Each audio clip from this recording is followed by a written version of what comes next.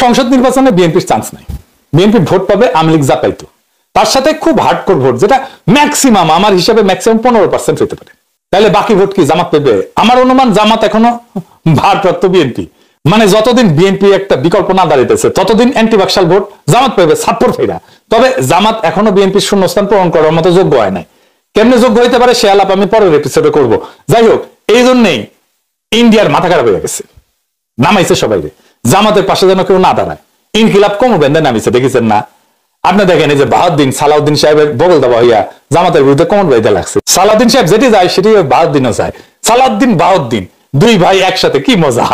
তো বিএনপির বুদ্ধিজীবীরা যে আলবটর করে গলা ফাটায়। তো ইনকিলাবের প্রতিষ্ঠাতা বাহাউদ্দিনের বাপ মৌলানা মান্নান তো আলবটরের সাথে জড়িত ছিল। এর সাথে ধর্মমন্ত্রী ছিল এই মৌলানা মান্নান। ডাক্তার আলিম চৌধুরীর স্ত্রী সরাসরি মৌলানা মান্নানকে আলিম চৌধুরীর হত্যার সাথে যুক্ত থাকার অভিযোগ আনছে। দেখেন, জামাত হারাম হইলেও আল বদর নেতা মৌলানা মান্নান আরাম বিএনপির জন্য। হেফাজতের একাংশকে খেপায় তোলার চেষ্টা চলতেছে। এটা কথা বলি, হাসিনারও কম জননী উপাধি দিছিল হেফাজতের একাংশ, ওই নেতারা আছে ঠিক নাই। রাজনীতি এভাবে হয় না। শেষ বিচারে বাংলাদেশের রাজনীতি হবে ইন্ডিয়া প্রশ্নে কোন রাজনৈতিক দল কি অবস্থান নিতেছে, ওইটা দিয়ে আলটিমেটলি ভোটের হিসাব হবে। কারে বগল দাবা করতে পারছেন এই দিয়ে কিছুই হবে না। জনগণ কোন দলের চাকর বাকর না। ফাইনালি কেন আজকে তরুণ বিএনপি করবে না? 90 দশকের সবচেয়ে উজ্জ্বল তরুণেরা ছাত্র দল করত, সে তরুণেরা এখন পৌর, কিন্তু এখন ওরা কিন্তু আর বিএনপি করে না, সাপোর্টও করে না। আপনি দেখেন, হিসাব করে দেখেন, কারণ তারা যে সাপোর্ট করতো বিএনপিকে সে বিএনপি নাই। আজকে কোনো আধুনিক তরুণ বিএনপি করবে না, করতেছেও না। করতেছে কারা? করতেছে যারা আমি আর বললাম না, কিছু আনকালচার্ড লোকজন বিএনপি করতেছে এখন, আনকালচার্ড এবং বুদ্ধিহীন। আমার প্রোফাইলে, ফেসবুক প্রোফাইলে সে কি ভাষায় আক্রমণ করে ওটা দেখলেই বুঝবেন ওদের সাংস্কৃতিক মানটা কি, রুচি কি। আপনারা বিশ্ববিদ্যালয়ের নির্বাচনে দেখছেন না ছাত্রদল আসলে কি রাজনীতি করে? দেখেন, মানে নেতার নামে জয়ধ্বনি।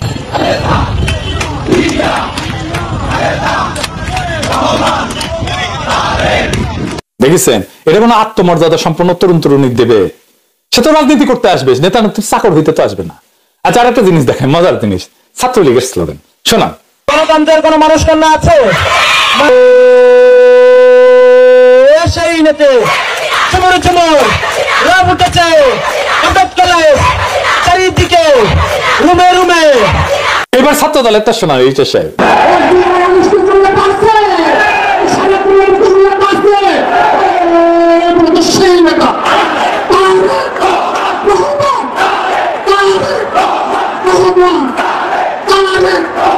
দেখেছেন, সেম টু সেম। এই যে প্রশাসন কাজ করতেছে না, কারণ আগের সবকিছু ঠিক রাখায় তারা সবাই আগামী সরকারের সাথে ধান্দায় আছে। 1991 পুরা প্রশাসন আর্মি পুলিশ আওয়ামী লীগের পক্ষে ছিল, ওই একই ঘটনা এবারও ঘটবে। আর এক কাজ তারেক রহমান করতেছে, ক্যাবিনেটের লোকজন বিশেষ সহকারীদের কাউরে কাউরে বলতেছে আপনাদের আমরা চাই পরের সরকারে। আর কই যায় তারা, জমে ক্ষীর হয়ে গেছে। এমনকি প্রফেসর ইউনূসকে বলছে আপনি স্যার থাকবেন, আপনি থাকছেন স্যার আমাদের পরের সরকারে, মানে ইন্ডিকেশন দিচ্ছে আপনি প্রেসিডেন্ট হবেন। এটা কি তারেক রহমান বলতে পারে কাউকে? বলাটা কি নৈতিক? এটা তো আছে তো না, বায়াস হয়ে যাবে। ইলেকশনের পরে যেই সরকারি ক্ষমতা আসুক, নৈতিকভাবে প্রফেসর ইউনূসের সরকারের কারোই পরের সরকারে থাকা উচিত না। প্রফেসর ইউনূস সহ যারাই যাবে সেই সরকারে তারা জনগণের বিশ্বাস ভঙ্গের দায়ে অভিযুক্ত হবে। তাই সাবধান, প্রফেসর ইউনূস সহ কেউ ওই রাস্তায় হাঁটবেন না। আমি আবার প্রফেসর ইউনূসের সরকারকে বাম্বু দিলে বাকশালীরা খুব উৎফুল্ল হয়। হ্যাঁ, আমি তো কারো চাকর বাকর না, নিজের বিবেক বন্ধ করে এখানে তো সাপোর্ট করে যাবো না কাউরে। নিকা তো বসি নাই কারোর সাথে, তাই না? নিকা বসলেও তো তালাক দেওয়া যায়। আমার কমিটমেন্ট শুধু দেশের জনগণের কাছে। আমার লক্ষ্য বাংলাদেশের স্বাধীনতা, সার্বভৌমত্ব, জাতীয় মর্যাদা আর আঞ্চলিক অখণ্ডতা রক্ষা করা। আমাদের দায়িত্ব আজ নতুন ভাবে শুরু করা, রাষ্ট্রকে পুনর্গঠন করা, জনগণের হাতে প্রকৃত ক্ষমতা ফিরায় আনা। কমিশনের কাগজ না, জনগণের ভোটে, জনগণের কণ্ঠে, জনগণের জীবনে টের পাওয়া যাবে এমন পরিবর্তনই টেকসই হবে। এটাই বাংলাদেশের লড়াই, স্বাধীনতা, সার্বভৌমত্ব, জাতীয় মর্যাদা আর আঞ্চলিক অখণ্ডতা রক্ষার লড়াই। যারা জনগণকে বাদ দিয়ে সিদ্ধান্ত নিতে চায় তাদের প্রস্তাব ডাস্টবিনে ফেলে দেওয়া হবে। আমাদের দেশের হাল, আমাদের প্রশ্ন, আমাদের সংগ্রাম, আমাদের ঐক্যই দেশকে পথ দেখাবে। এই পথ কঠিন কিন্তু অসম্ভব না। আগামী প্রজন্মের সামনে মাথা উঁচু করে দাঁড়াইতে চাইলে আজই শপথ নিতে হবে, বাংলাদেশকে আর কেউ ছন্নছাড়া করতে পারবে না, পথ হারাইতে পারবে না। প্রশ্ন করে দেশ কোন দিকে যাইতেছে, আমি বলি দেশকে হাত পাওয়া আছে, যে কোনো দিকে যাইবে তাহলে নিয়ে যাইতে হয়। দেশকে প্রফেসর ইউনূস একদিকে নিয়ে যেতে চাইতেছে, বিএনপি একদিকে নিয়ে যেতে চাইতেছে, জামাত একদিকে নিয়ে যেতে চাইতেছে, এনসিপি আর একদিকে নিয়ে যেতে চাইতেছে, কিন্তু দেশ আসলে কোন দিকে যাবে এই প্রশ্নের উত্তর আজকে খুঁজবো। প্রথমে দেখি দেশের এটা ছন্ন ছাড়া অবস্থা। এখন কেন এই ছন্ন ছাড়া অবস্থা? বাংলাদেশটা রাষ্ট্রটাকে তো হাসিনা ধ্বংস করে দিয়ে গেছে, সেটার একটা পুনর্গঠন দরকার ছিল, সেটা আমরা করতে পারি নাই। তার মূল কারণ বিএনপি না, মূল কারণ প্রফেসর ইউনূস নিজে। উনি জানেনই না কেমনে কাজটা করতে হবে, কারে দিয়ে কাজটা করাইতে হবে। প্রথমে কমিশন করলেন গন্ডাখানিক, সংস্কার কমিশন। বেশিরভাগ সংস্কার কমিশন অশ্বডিম্ব পেশা করছে।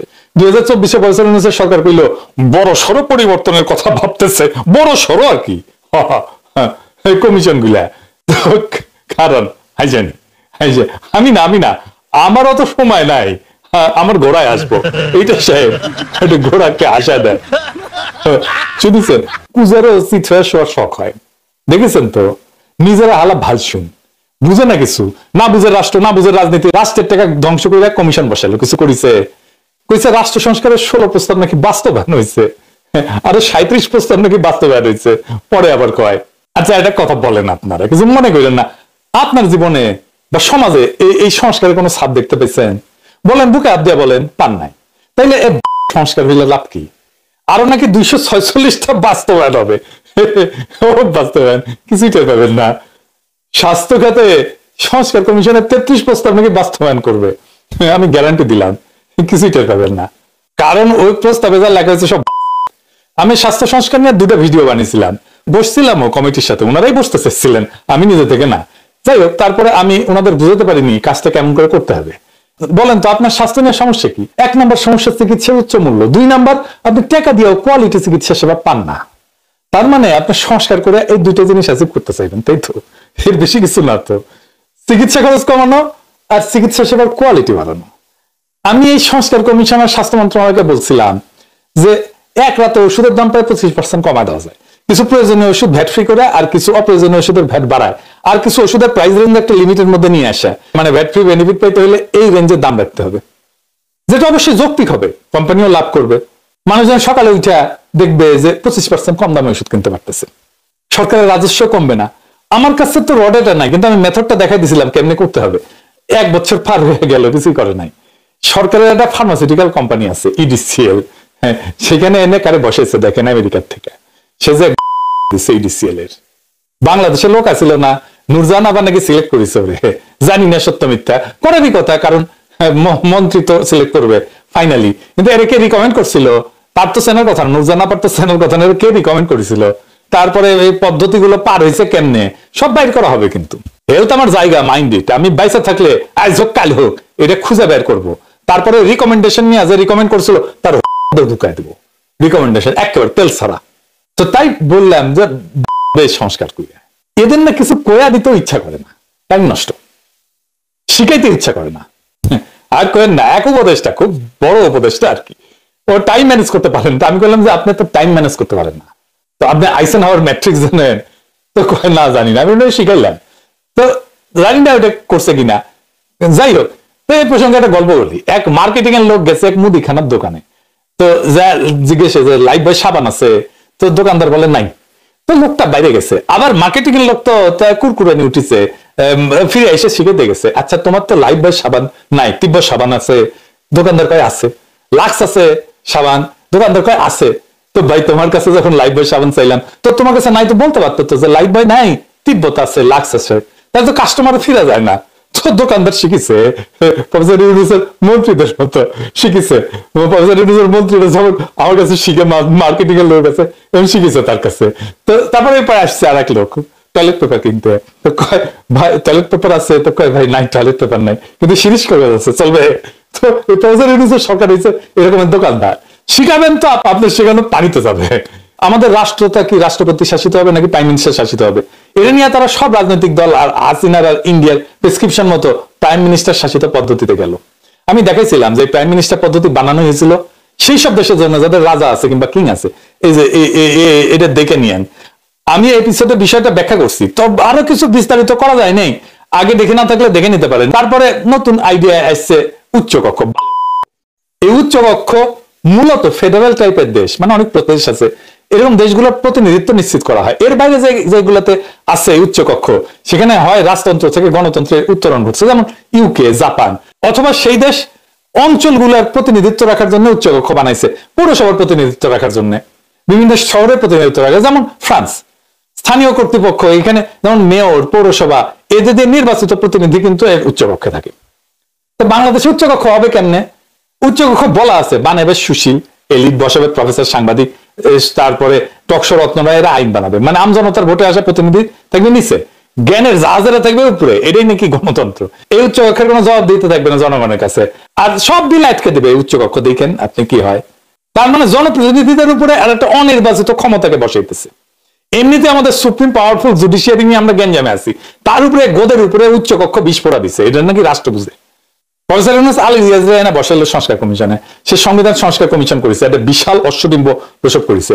সে 74 জন নাগরিকের মতামত নিচ্ছে, বিশিষ্ট নাগরিক। হ্যাঁ, কারা দেখেন? মতিউর রহমান, মাহফুজা নাম, আবার মাহফুজা নামের বউ আছে। মানে সব বাম, প্রথম আলো, ডেইলি স্টার, সব এনে ঢুকেছে এর মধ্যে।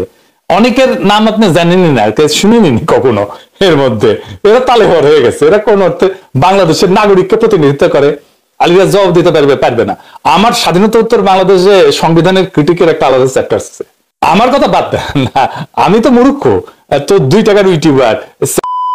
আমার কথা বাদ দেন, বাংলাদেশের সংবিধান নিয়ে সবচেয়ে ডিটেল মতামত আছে ফরদ মাজারের। কাজ আছে ওনার, বেসিক কাজ আছে। একটা বই আছে সংবিধান ও গণতন্ত্র নামে। তো কেন তারা ডাকা হইল না?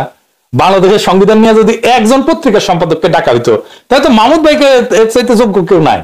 গৌতম দাসকে দেখা যাইতো, রাষ্ট্রচিন্তার সংবিধান নিয়ে সিরিয়াস অ্যাক্টিভিজম করছে। ওর তো বাম, ওই অ্যাডভোকেট হাসনাত কাইমকে ডাকা উচিত ছিল। মানে এতে তো আমি কোনোদিন আপত্তি করতাম না হাসনাত কাইমকে ডাকলে।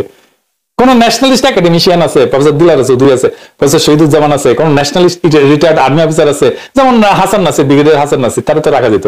ইকবাল করিম ভুইয়া, তাকেও রাখা যেত। কৃষক প্রতিনিধি আছে, শ্রমিকের প্রতিনিধি আছে, তাদের মতামত থাকতে পারে না সংবিধান নিয়ে? যদিও আমাদের কিছু পক্ষের লোক আছে, যেমন মুফতি শাকাত হোসেন রাজি আছে, শাহ আহমদুল্লাহ হুজুর আছে। যাই হোক, কিন্তু অন্য এই কোন ক্রাইটেরিয়াতে অন্যগুলোরে নেওয়া হয়েছে? আলী রিয়াজের মালগুলোরে কেন নিছে? ওদের বাপেরা সোনা খায় আর পরি লাগায়, তাই মাল হয়েছে। এই মাল সেজন্য কিসের জাতীয় ঐক্যমত? রাজনৈতিক দলের সমাজ বিচ্ছিন্ন কিছু লোক হারমাদ নিয়ে জাতীয় ঐক্য, জাতি এত সোজা? হ্যাঁ, বললে আমরা মেনে নিব। তবে একদিক দিয়ে ভালো হয়েছে, যেহেতু আমাদের সাথে এই কমিশনের কোনো আলোচনা করে নাই, আমাদের হাত পা বাধা থাকবে না, আমরা মুক্ত থাকবো কোন ধরনের কমিটমেন্ট থেকে। ডাস্টবিনে ফেলাই দেবো ঐক্যমত, একেবারে ঐক্যমত কমিশনের প্রস্তাব ডাস্টবিনে ফেলে দেবো। আবার দেখেন আরেক কিচ্ছা, হর্ষবর্ধন সিংলার বিস্ফোরক বক্তব্য। আগে শোনেন সে কি কইতেছে। Sort of hesitate to think of what would be the consequences of the wrong, let's say, dispensation coming to power in Bangladesh. বাংলাদেশে যদি ভুল একটা সরকার সত্যি ক্ষমতায় এসে যায়, তাহলে আমাদের নিরাপত্তা ও দীর্ঘমেয়াদী স্বার্থের জন্য তার পরিণতি কি হতে পারে সেটা ভেবেও সত্যিই আমি দ্বিধাগ্রস্ত। এটার একটা বাস্তবতার দিক আছে, নিরাপত্তার দিক আছে, যেটা এদেশের সব নাগরিকের জন্যই ভাববার বিষয়।